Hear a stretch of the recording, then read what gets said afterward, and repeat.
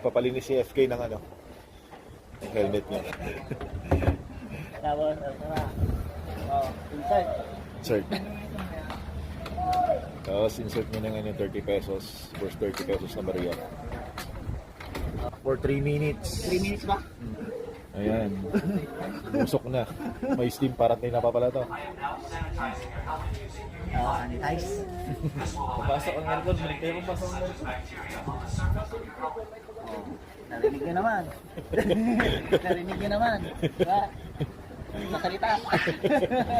Yung instruction niya. Yan yung helmet yun sa loob. Then insert kayo ng coin ng worth 30 pesos. Then hintayin nyo na.